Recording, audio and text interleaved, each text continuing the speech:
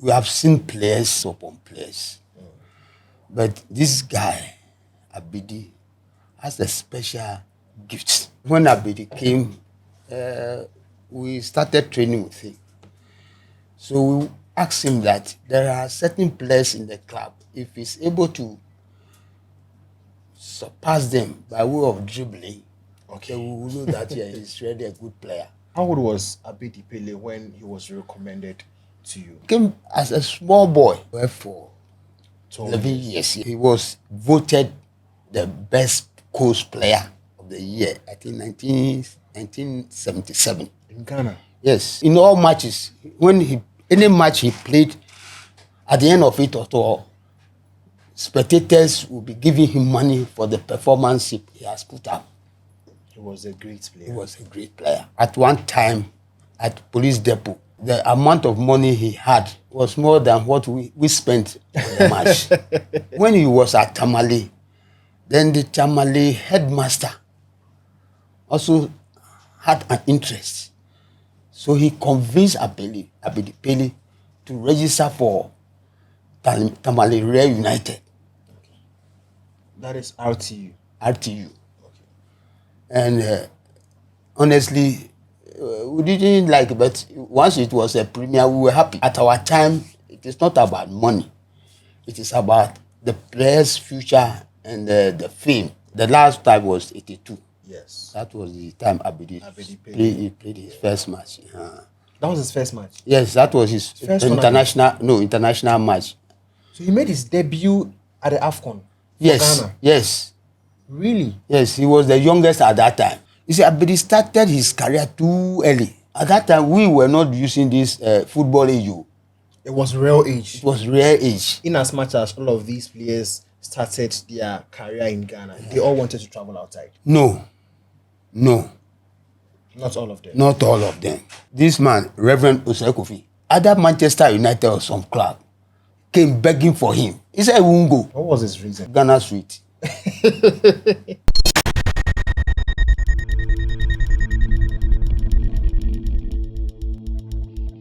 To be called the greatest footballer a nation has ever seen is not an easy task.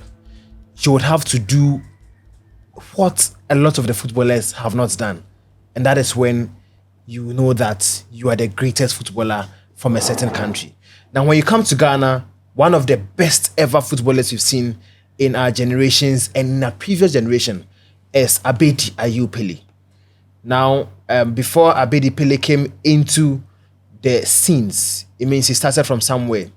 We will be favored and honored enough to talk about the man who brought Abedi Pele, the man who scouted Abedi Pele and brought him into the limelight. This is the Gajo Podcast. My name is Kelly, and you make sure you subscribe to our content on YouTube. Our channel is the GMN Sports. You make sure you follow, you click the notification bell so that you'll be alerted whenever any new contents are posted.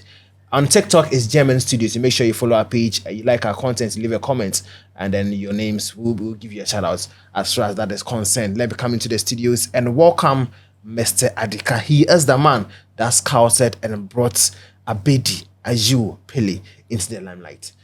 Mr. Adeka, you're welcome. Thank you very much. I'm honored to have you today.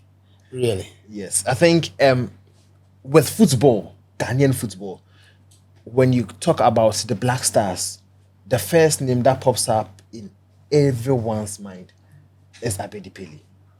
And he's the last person to have brought glory to Ghana, captained the team to glory in the 1982 AFCON.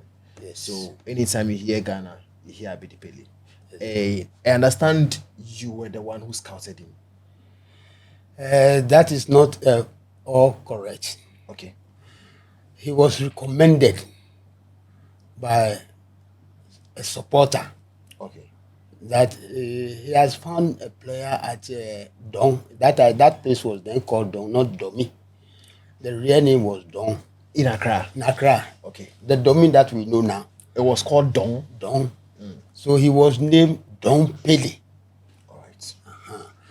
So when he told us this, we sent a delegation to Domi. And we saw the the player. We said, okay, I think he's not a bad player. We should allow him to come and train with us. You had a team then? Yes, we had a team. That's the Great Pharcos Football Club. Okay. Are you the owner of the team? And I would say so. It was formed by one Mr. Adeka. Okay. Then he asked some of us to come and assist. That was in 1965. Assist with managing the team? Yes, we were managing. So I happened to be somebody who likes running around town. So I was asked to be the PRO, for that matter, for the club. So I was attending meetings at our the Accra Metropolitan Association's meeting. Okay. And when Abedi came, we started training with him. So we asked him that there are certain players in the club. If he's able to surpass them by way of dribbling, okay, we will know that he's really a good player. And that time, this your gentleman you interviewed some moments ago, Coach Ayew, was a playing player. So Pharcos FC. Yes, Pharcos. So we told him that if he's able to beat Ayew on the run or even in any schemes, then we will say that he was a good player. And he did exactly what we were expecting. He beat Ayew on the ball and even gave a pass before it was sent to a goal. Now, with that, having noticed that the boy is not easy to get, we started training him together at Abeno, police depot, any place at all we were going. But he was not alone. There were other players too who assisted in molding him as a player. How old was Abedi Pele when he was recommended to you? I think he should be about 12 or 11 years, yes. So he wasn't even a teenager? No. He came he came as a small boy. Because I remember my own nephew was 12 at that time when he came. So he was playing with him. So he was younger than that, my nephew. So he was about 10 or 11. That was a very early age. Yeah, very early age. But he also liked the team, so he was coming to training regularly. And at that time, if I can remember, this our train service, Accra to Domi. Domi? Yeah. Domi. He will pick the Taifa, around Taifa. That's area. it. When anytime we heard the noise of the train, we asked him to go. So he would run to Adeka, Adeka Laju. That is Abedi Pele. Abedi Pele, and board the train to Domi. Okay. So he became a regular player in our setup. That is the Pharcos. Yes, Pharcos. I personally took interest in his career because maybe I don't know. I foresaw that he was going to be a good player. So at that time, all the top players in Accra were attending preparatory schools. Okay. He had a chance to attend. What is the name? I will give you the name. So anytime this preparatory school they play their inter-school matches. I have to follow him to all the matches he was playing, from Osu to Mamprobi, to any place that there is a match between these, what is the name? These preparatory schools. Okay. So from there, he was doing well in all matches. Any match he played, at the end of it all, spectators will be giving him money for the performance he has put up. He was a great player. He was a great player. Even at one time at police depot, the amount of money he had was more than what we spent on the match. Yeah. So that's how he started. And I don't know whether I should say this. His real name was not Abedi Pele Ayew. There was this, the tribe that he came from was added. So at that time, our general secretary, Mr. Grant Opan, said no, he should remove that name. So that name was deleted. So the name became Ayew, Abedi Ayew Pele. So the Pele was his real name. Pele was not his real name. Okay. It was because he used it at dummy. Dom Pele. Dom Pele. Okay.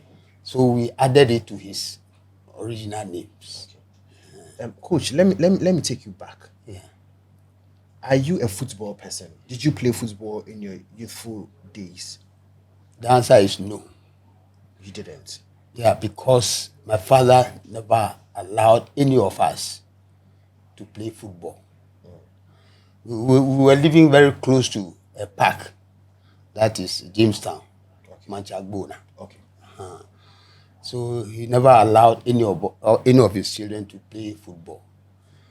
But I was interested in football in any way, because at our youthful time, if you see a graphic, the pictures that were in the graphic, we cut the special footballers boxes to paste in our old writing exercise books. Yes, yeah. And that's how I would develop the love for football. So when we moved from Caprice, from Jamestown to Caprice, that is Kwehe, when my father died, then I took special interest in the administration of football. Okay, so that is how you had so much interest in football. That's it. And so we go back to Abedi Pele. Yeah. After giving him the name, Abedi Ayew Pele, he was still with Great Pharcos. Yeah. Pharcos. That is when he started his career, real career. That's it. He played with the team at the coast level. That's it. And then from there, where did he move to? Okay, after he was voted the best coast player of the year, I think 1977. In Ghana? Yes. Wow. There was a certain Kotoko chairman who decided to sponsor him or give him scholarship to the school that he was going, that is Tamale Secondary School. Okay. And anytime he came down from holidays, he would come to graphic office where he would come and collect his money, even airfare, and then some other items. Okay, for flight. Yeah. So when he was at Tamale, then the Tamale headmaster also had an interest. So he convinced Abedi Pele to register for Tamale Real United. Okay. That is RTU. RTU. Okay. And honestly, we didn't like it, but once it was a premier, we were happy. As for that, at our time, it is not about money. It is about the player's future and the fame. We were happy that Abedi Pele has been. He's in the limelight now. Yeah. He was playing for a first division club. That's it. I remember when his outing with Tamale, they came to Accra to play Accra Hasofo. He did marvelously well that everybody said, where is this new player coming from? And people said, this is Abedi Pele from Great Pharcos. So that gave us joy that we have produced somebody who is making it. You felt happy for being part of his football growth. That's it. So, Coach, Abedi Pele is very aware that you were part of the people who nurtured him as a young player. He cannot deny it. He cannot deny that. So honestly, normally, I may say I visit him at times. I try to say hi to him. Okay. So you know details of his football career. Well, to be honest with you, we in our side of the world, that is in juvenile football, coast football for that matter, immediately we produce you and you are able to fit into the system. We do not follow you tactically to see where you were going from here to that. No, we were not doing that. But we were happy that you are playing football outside. And that was the joy that we had. But for me especially, I wouldn't take the time to be following your process. We have almost all the players that we produce in the country. If you ask me, it is only few people who can tell you, oh, he went from here to there, he went. No, me, I don't have the time for it, honestly. So you made mention that Abedi wasn't the only player that was presented to you those days. Yeah. Which players were in addition? Okay. Before Abedi Pele, we had a player called Jotes. I don't know whether we heard the name before. Jotes. He played for Kotoko. Yeah. And then there were other players before him, but after Abedi, we have Abu Moro played together with Abedi. Abu Moro. He was also a very good player, but unfortunately, he went to drugs that destroyed his career. I'm very sorry to say so. There were other players like Eba Moro, what is the name? Moro, Abubakar. Players like Stephen Tete. And all of these players passed through the ranks of Pharcos. Yes. All of these players. All this. So it means you had a very solid coast team. Very, very solid. And to be honest with you, if you play Pharcos and you claim that you play Pharcos, and Akrama will say,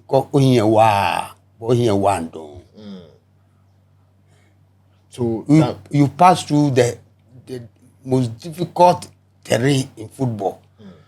So that at the end of it, if you don't get that strength or that power to play football better than what you did in Pharcos, then you cannot go ahead.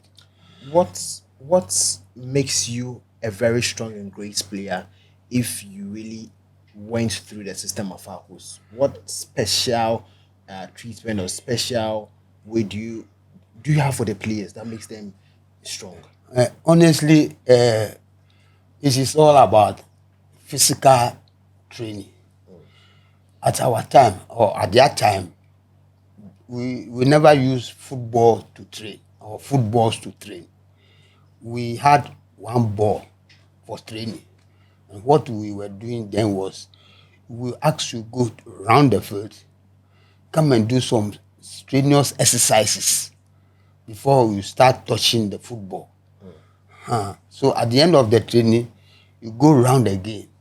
So that at the end of it, you will not have much time to be roaming about. You go home and sleep. You'll be tired.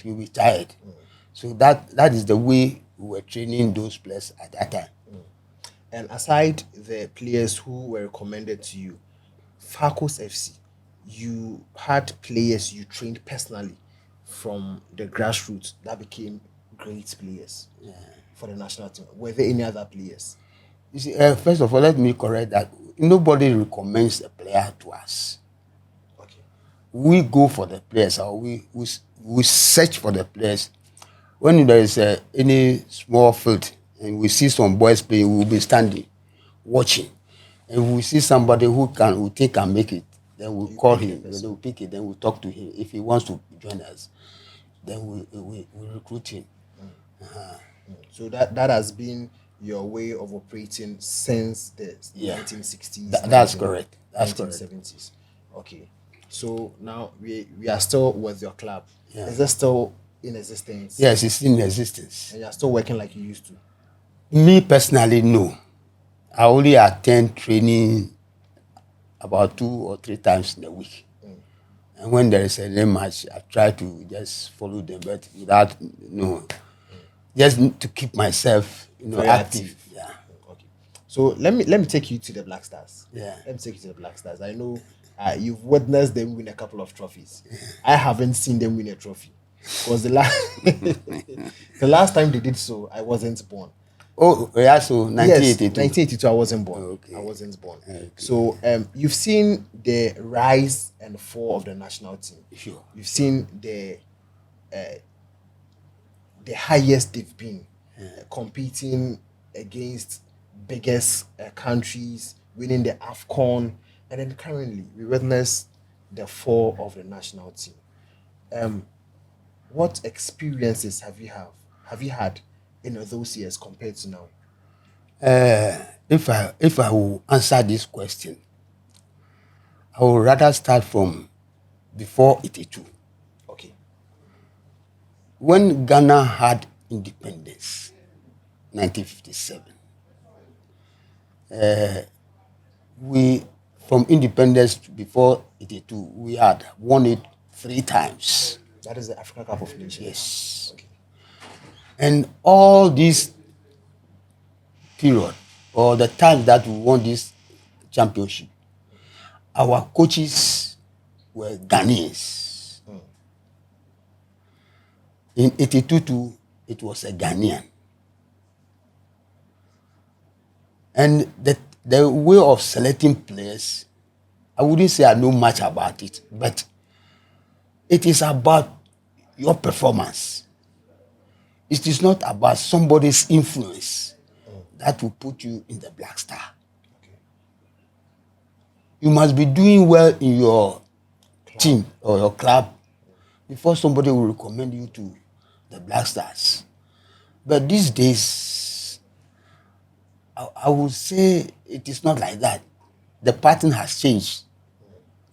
Though the coaches are there are other people pushing for their players to be called into the Black Star. So certainly the coach will not have a free hand. If you look at our standard now, it has fallen because these players do not play together for as long as maybe 2 weeks or 1 week. When they are called from There are various clubs in Europe. they will come 3 days. They say, oh, they are training. Oh, they are doing well. Then, but we must remember they are from various clubs, and they have different coaches training them. Now, if they come together, it is going to take time for them to absorb what the new coach will be telling them. So you can't get a fluent flow of football as it was in the past. In the past, the Ghanaian coaches were, let me say, doing the same pattern of play. They were taking the same pattern of play. So if they come together, that little one that the coach will add is sufficient for them to win trophies.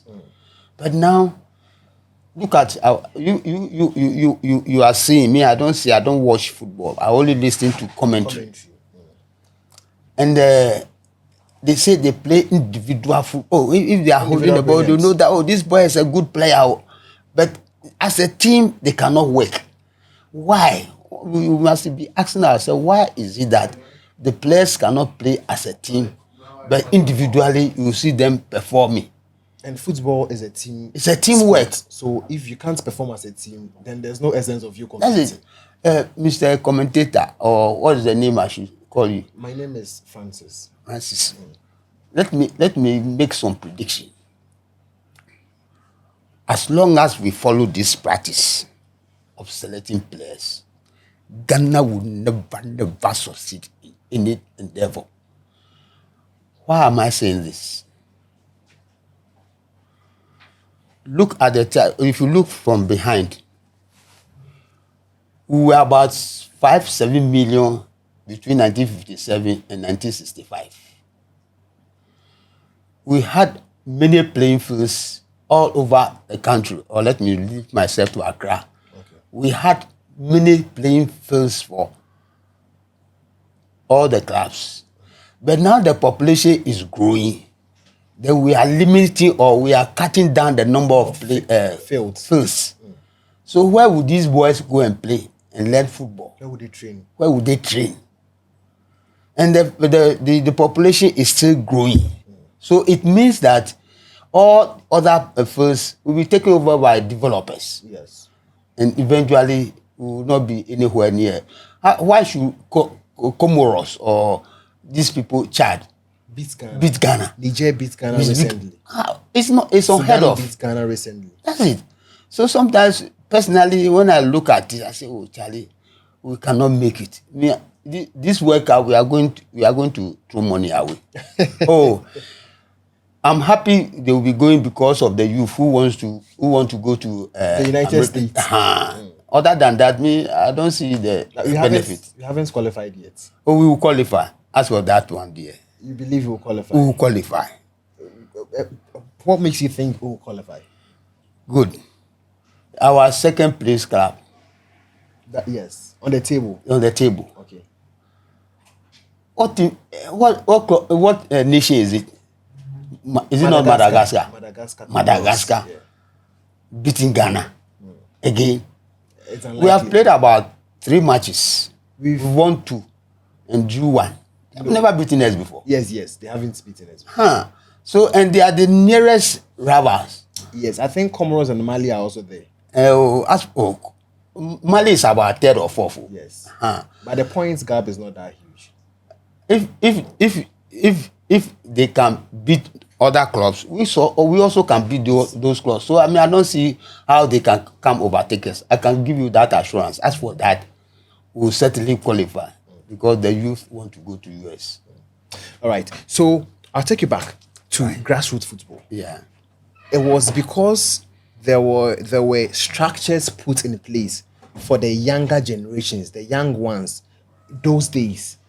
And that is how we were able to get these quality players in the names of Abedi Ayew and other players. Now, there are no structures, and we are even finding it difficult with our local leagues. Initially, there were enough qualities that you could see Hearts of Oak, Kumasi Asante Kotoko participating and competing for the trophy in the CAF competitions. It is no longer like that. Now we are even struggling to get to the group stages of these competitions. Would you relate this to the lack of structures that are being put in place from the grassroots level? Good. To answer, I will take you back to our juvenile, that's the coach. At our time, between 1960 and 1990 or thereabout, the registration of players, should I say, was limited to players who know or who knew how to play football. Not everybody. If you know that you are not a good player, you won't venture to come to anybody's training grounds. So the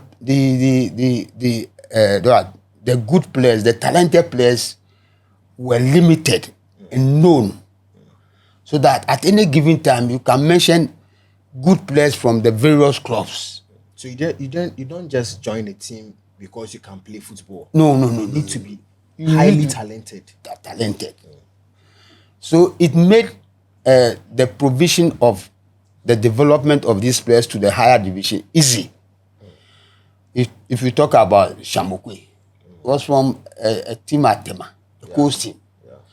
If you talk about Joe Debra, is it not Joe Debra for Kotoko? He was playing for a club in Kumasi. You see, so that's the trend, that's the structure we were building.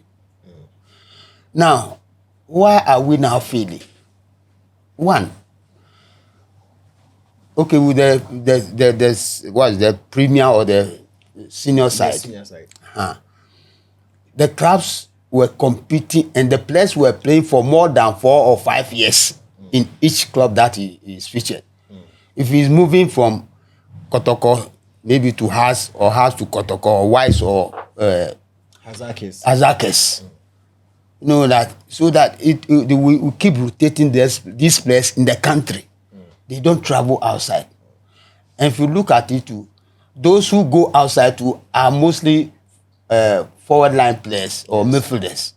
Our defense and our keepers are always in the country. Now, if you come to the present day, everybody wants to play football. Even if it's not good, they say, oh, there's money in football, so go and play football. And the fields or the structures or the equipment are not there. If you organize a coach team, you should be able to provide not less than 20 footballs for training alone.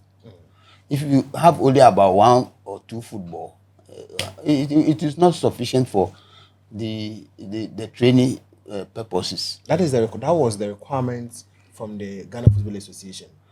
No, the Ghana football has nothing to do with the acquisition of football. But what they did when Mr. Kreku came to office, he provided us with, I think, 2 balls each.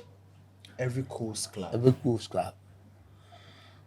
So personally, I don't see it as a good thing for us, because it should have developed a system where those clubs who have been in the system for more than 30 years and are still playing, you allocate about 10 or 20 balls to the club to encourage those who are coming from behind. That me too, when I'm able to overgrown and get to that age, I will get something like that. But if all of us, no discrimination, everybody get one, I don't think it will help us as much. Now, so it is making selection of players difficult, because the number of coast clubs in Accra alone is more than 500. 500, yeah, very true. And then if you go to the regions, and who monitors these players? Who? If you don't have the resources, you cannot recommend a player. We are playing under 15 now. Yes, we are playing under 15. If you ask, how many coast players are there? But I can tell you there are second division clubs, the players there. Playing under 15. Yes. Very true. Very true. So, do you think the coast player will get a chance to play in the under 50? Under 15, not under 17. It is highly unlikely that they're going. It is highly unlikely a coast player will get opportunity. That's it. So we are rather destroying the system that has been built. We are now building our own structures, which is not helping us. No. So, sir, what do you advise the Football Association to do? Because without the juvenile football, without the grassroots football, it means everything you are going to do, in quotes, would be useless. Because even if you are building a house, the foundation is important to keep the house at length. So if you are not keeping or giving attention to the cause of the juvenile football, it means there's nothing you are doing. You are not doing anything of benefit to the country and to the young ones who obviously grow to be the footballers in town. Okay, you see, I wouldn't say I have the antidote. I wouldn't go that far. But see, there is too much, what I should say, discrimination in our football. Those who are involved in juvenile football are always neglected. When it comes to selection of, let's say, the composition of team, the management of, let's say, the Starlets. How many officials or how many club owners in the Coast Division have been invited or to be asked to form the management team of the Starlets? Now, if you go to under 20, if you go, as for the Blaster, is for, let's say, it's for the senior ones. So if you don't encourage those of us down the ladder, then everybody will be doing his own thing. Look at what is happening in our present football. Maybe if you are not aware, there are too many agents coming into the country. Yes, I They say- was about going there. They say they are looking for talents. Yeah. They will come when under 13, 15 are playing. Then they will come, oh yeah, this boy is good. Oh. So they are being taken away from us at a very young age. So we are not building the nation. We are rather building players for their own self. So it will be very. That's why I said earlier on that for me, I don't see Ghana doing any good thing in football in the next future or long term. And it's even likely these players will go there, and when they are Yes. playing at the highest level, they can even naturalize for Naturalize. those countries. I have two players or so in Britain or outside the country. One play for Accra House of Oak. Okay. He is in, I don't know, either Spain or Okay. What's but the name? the Theophilus Amuzu. Okay. His son is playing football there In Spain. in Spain. I don't know whether but he's outside the country. Okay. And the son is playing football, and he's playing for one of these their clubs, Okay. and he's doing well. Oh, but do you think he will want to come to Ghana? Never, ever. Will. So if we don't stop that exodus, I want my child to go outside and go and play, we shall still be struggling to find answers to our problems. Mr. Adeka, there are a couple of academies in Ghana. Now, it looks like the attention has been drawn away from the coast football that we know to the academies. So now, parents and anyone involved in football would want their children, their friends to go to the academy instead of taking them to clubs we had in the coast division. They rather prefer to take them to the academy. Do you think these academies are having a positive influence on our football? Yes, they have a positive influence on our football, but to their benefit, the benefit of the academies, But not to Ghana's not benefit. to Ghana's benefit. One, the academies do not play league matches. Yeah. They don't play league matches.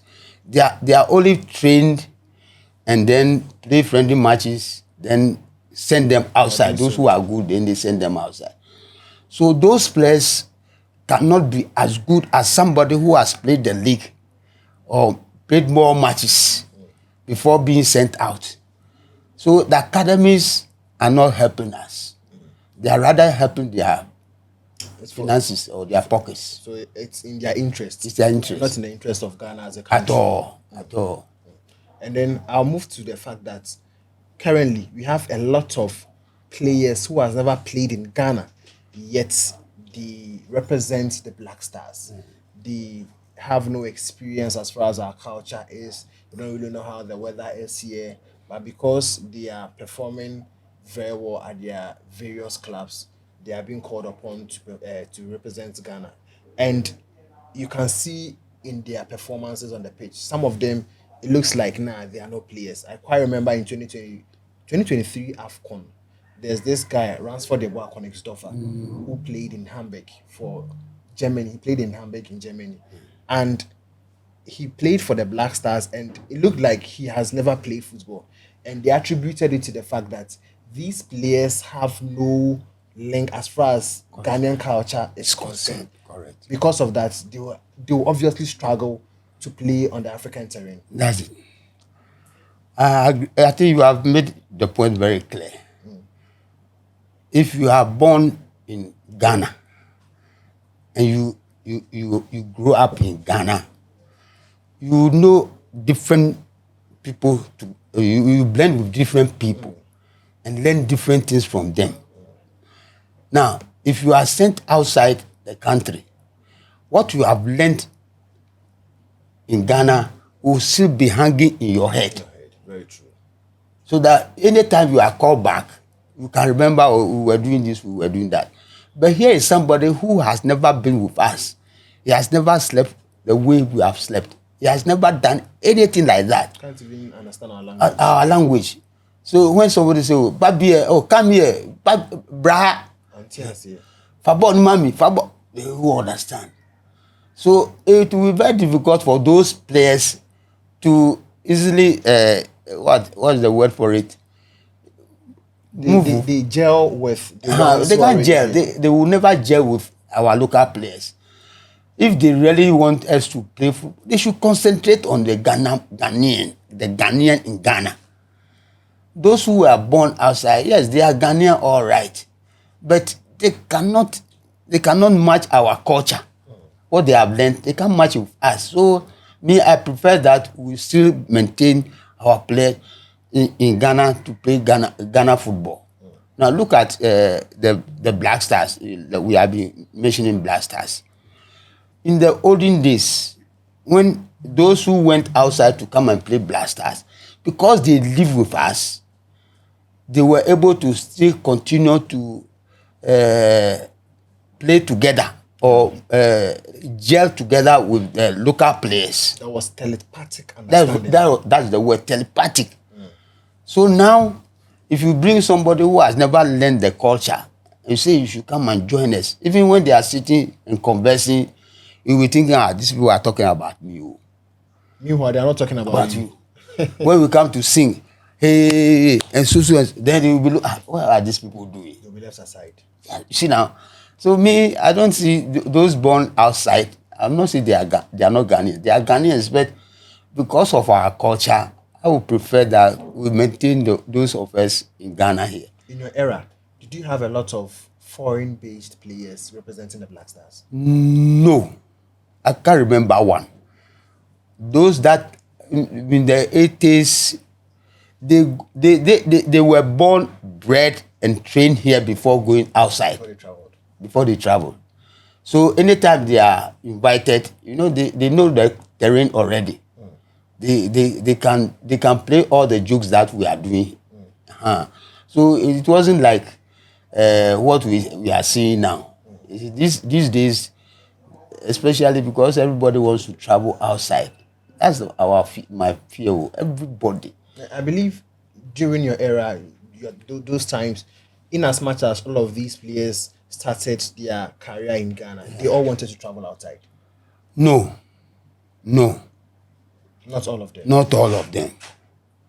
Samuel Osei-Kuffour, is it not Samuel Osei-Kuffour? He played for Asofo.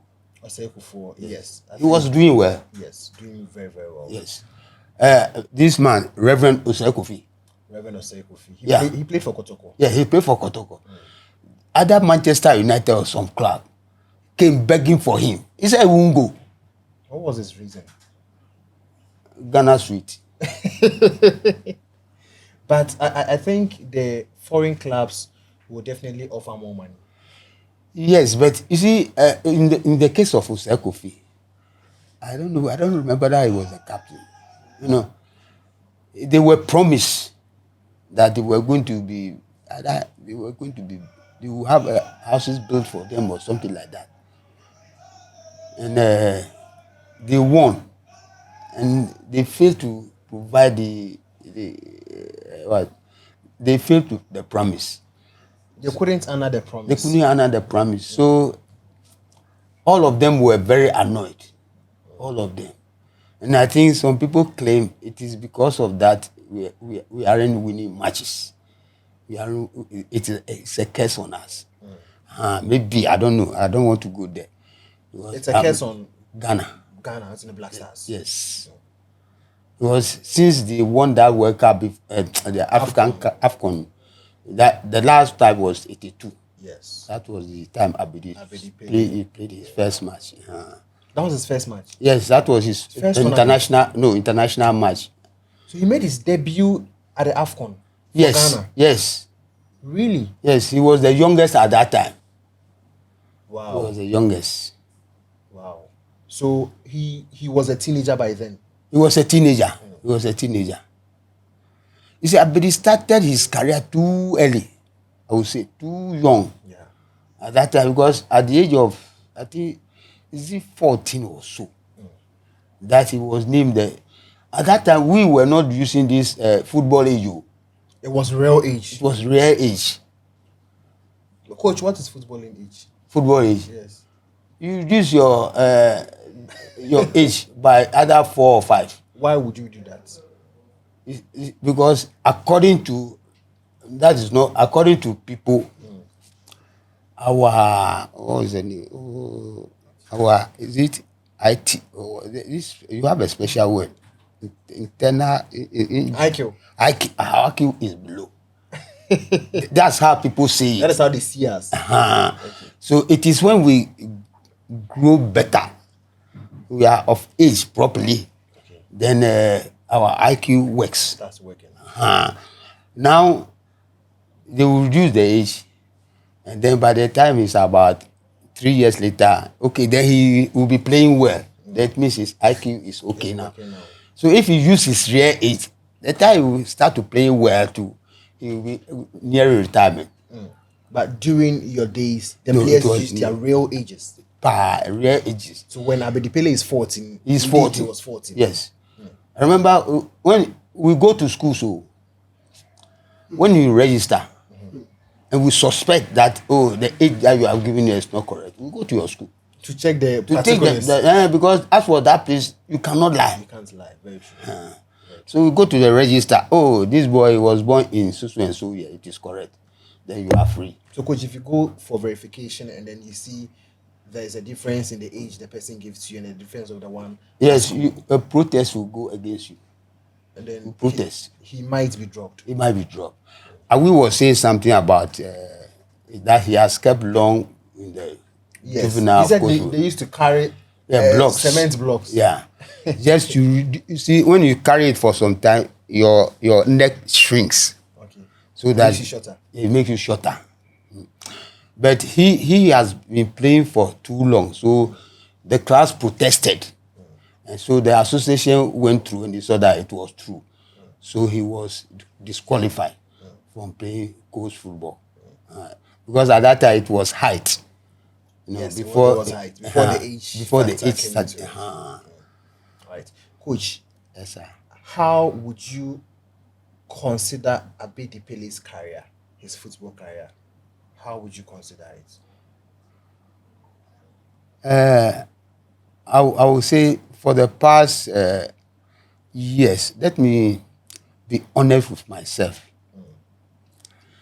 We have seen players upon players. But this guy, Abedi, has a special gift. And he has lived to people's, or some of us, our expectation. One, he comes from a very humble, poor family home. And his ambition for the sky was his limit. So everything that he was doing, he was aiming something higher.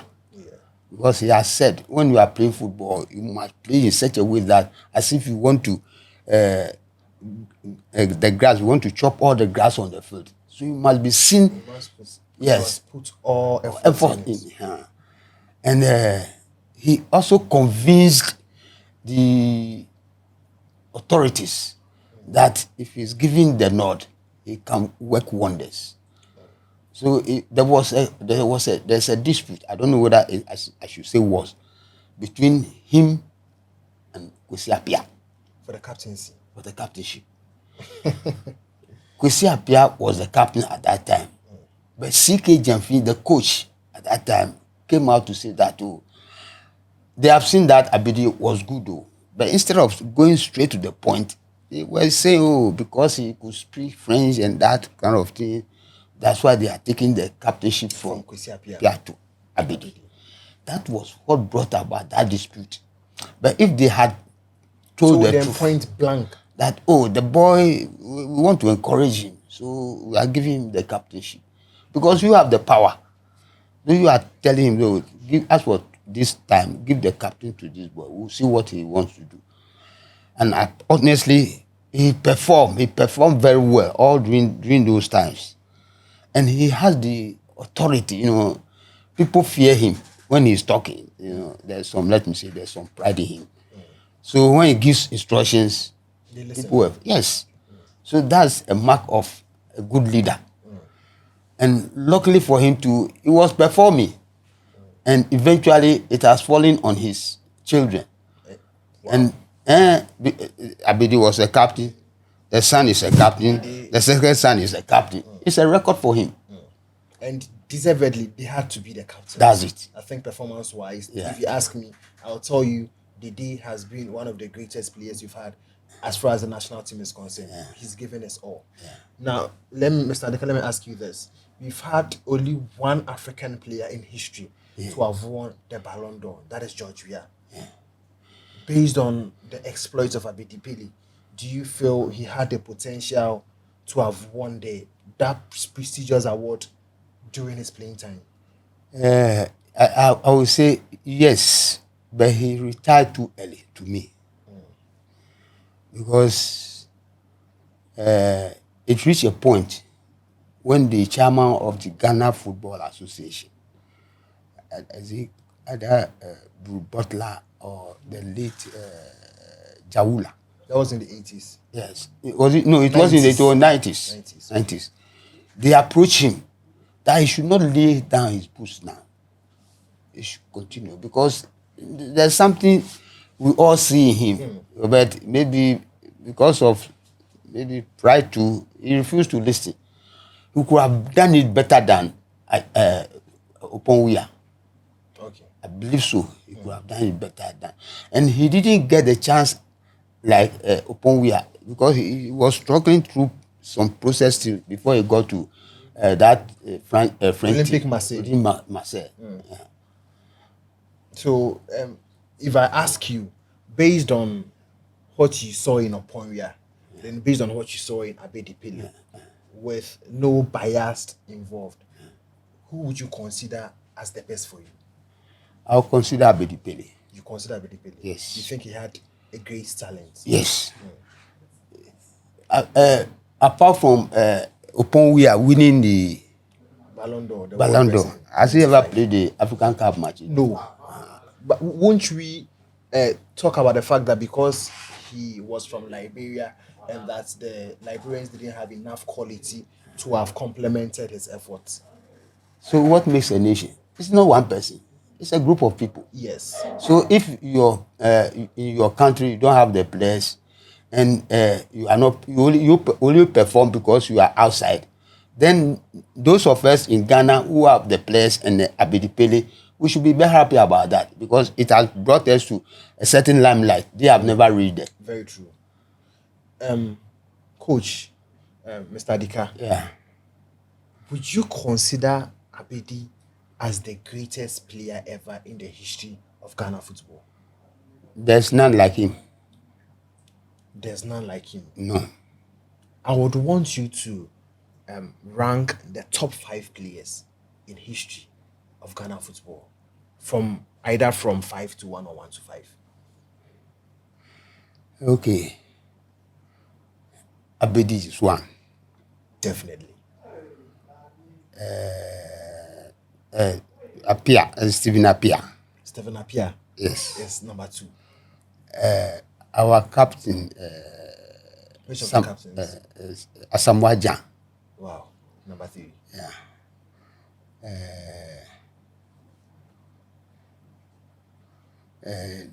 This Essien. Michael Essien. Number 4. You know, Michael Essien made Chelsea popular in Ghana. Yes. After his move from Yes. Chelsea to Lyon. Yes. He made a lot of Ghanaians follow Chelsea. That's it. That's it. And then the last one, I will give it to the time I was following football. I will give it to Babayara. Bayara. Yeah. Bayara unfortunately died. Died in an accident. Yeah. But you think he was good enough. And that is why he was even named after the Kumasi Stadium. Yeah. Bayara. Babayara. So you don't consider Reverend Osei Kofi. Okay. Is it Yeah, Osei Kofi. Yeah, they do. this great Ghanaian player? Is it more Polo? Muhammad Pulu. Yeah. You see, okay, that you were asking of mine. Your Yes, top so five. that's what I've said. Okay, so 1 is Abedi Pele. Yeah. 2 is Stephen Appiah. Yeah. 3 is Mike Lassian. Asamoah Asamoah number 3. 4 is Mike Lassian. And then 5 is Baba Yara. is Baba Yara. Fantastic. I think we would have to end the conversation. Our time is almost up. I would be grateful. To have you another time, so we have more conversations. I think there's a lot more to talk about. Sure. Unfortunately, my time is up, so I think we'll have to end the conversation here. Okay. I'm very honored to have had you today to share your thoughts and give me an insight of whom Abedi Pele is. I've heard of him. I didn't watch him live, but I've watched his clips, and he's a great player. Okay. But I would have to hear it from you, and I heard it from the horse's own mouth. Okay, I'm grateful, Mr. Adeka. Thank you. I'll be hopeful to see you again some other time. This job that you are doing, I don't see it because I don't know what is internet. I don't know what is Facebook. I don't know what is WhatsApp. I don't know what is a whole lot. So they say, oh, you can go to WhatsApp. You can go to. So I'm asking myself, what am I seeing? What the interview? How will people get to know that? Oh, there had been an interview. Yes. Blah blah blah blah. So we post on the internet, on YouTube and then on TikTok. It is via internet. So it is being recorded. Afterwards, it will be edited and posted on our YouTube and TikTok channels. So people would watch via internet. That is how it works.